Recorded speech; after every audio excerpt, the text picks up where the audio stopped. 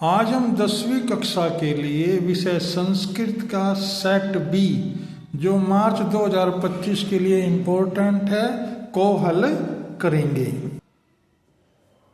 ये पैरा पढ़ लेंगे, इसके हमने आंसर देने, एक पद में आंसर देने। परोपकार उपकारम के परोपकारम वर्ष के समय खादंती फलम। तीसरा का आंसर हो जाएगा दुग्धम। पैरे में से इनके आंसर लिखने हैं। सहभाग भाई इसका हमने शीर्षक बताना है। शीर्षक हो जाएगा परोपकार।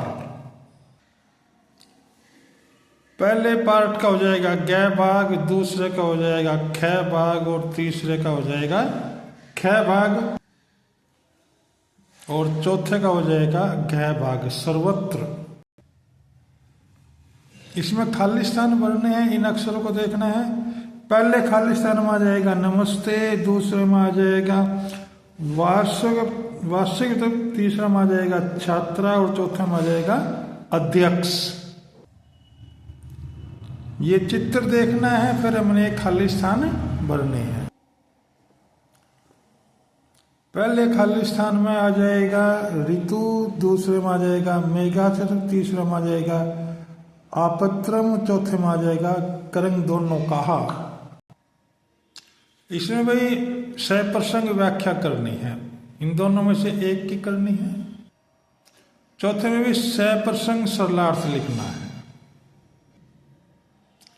इसमें भी संयुक्ति दी हुई है, इनका भावार्थ हिंदी में लिखना है। यह भाग देखिए, ये श्लोक दिया हुआ है, हमने खाली स्थान भरने हैं। पहले में आ जाएगा महावृक्ष, दूसरे में आ जाएगा देवात, तीसरे में आ जाएगा फलम और चौथे में आ जाएगा छाया।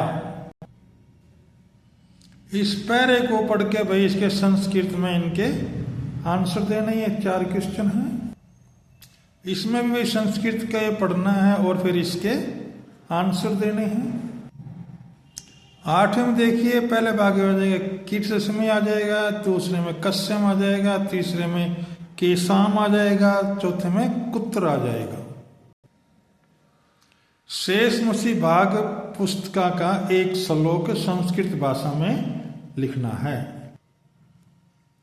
10वें में हल करना है, संस्कृत भाषा में लिखने हैं, ये भी लिखने हैं और इस ज्ञ भाग को भी हिंदी भाषा में लिख के उदाहरण संस्कृत भाषा में लिखने हैं। ये भाई लिखने हैं, इनके आंसर लिखने हैं। नदी का आ जाएगा नद्य, दूसरे में आ जाएगा लताम, तीसरे में आ जाएगा केशाम, चौथे में आ जाएगा बाल्यकाय, 5वें में आ जाएगा रामाभ्य और 6ठे में आ जाएगा देवेशु। 12वें में भी केवल 4 के आंसर देने हैं। पहले में आ जाएगा पिबसी, दूसरे में अभवन, तीसरे में पठाव, चौथे में अस्थि, 5वें में पश्चात और 6ठे में आ जाएगा कुर्म। 13वें में लिखने हैं, 4 के आंसर लिखने हैं। पहले में आ जाएगा ये पुत्रम, दूसरे में पुत्रेण, तीसरे में जलम, चौथे में नेत्रेण और 5वें में ग्रामस्य। 14वें में पहले में आ जाएगा एवं, दूसरे में सदा, तीसरे में आ जाएगा कदापि। इसमें उपसर्ग लिखना है, पहले में आ जाएगा उप उपसर्ग, फिर दूसरे में अनु, तीसरे में वी। ये MCQ आ जाएंगे, यानी एक एक अंक के इनके आंसर दिए होंगे, उनमें से टिक लगानी है। पहले में आ जाएगा तीसरा भाग रमेश, ख भाग में आ जाएगा दूसरा भाग समजमा चरणम, ग भाग में आ जाएगा दूसरा अष्टानम अध्यानम समारंभ और ग भाग में आ जाएगा तत्पुरुष तीसरा भाग। ड भाग में आ जाएगा दूसरा और च भाग में आ जाएगा चौथा भाग। 6 भाग में आ जाएगा चौथा भाग और जय भाग के लिए आ जाएगा पहला भाग। जय भाग के लिए तीसरा भाग आ जाएगा और पातुम के लिए आ जाएगा चौथा भाग। ट भाग के लिए पहला भाग आ जाएगा और ठ भाग के लिए आ जाएगा दूसरा भाग। ड भाग के लिए आ जाएगा पहला भाग। ड भाग के लिए आंसर हो जाएगा दूसरा भाग।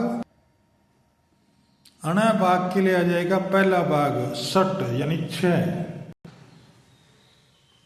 त भाग के लिए जाएगा पहला अष्ट वादने। इस प्रकार ये पेपर पूरा हुआ। आप इसकी तैयारी कीजिए। Thank you.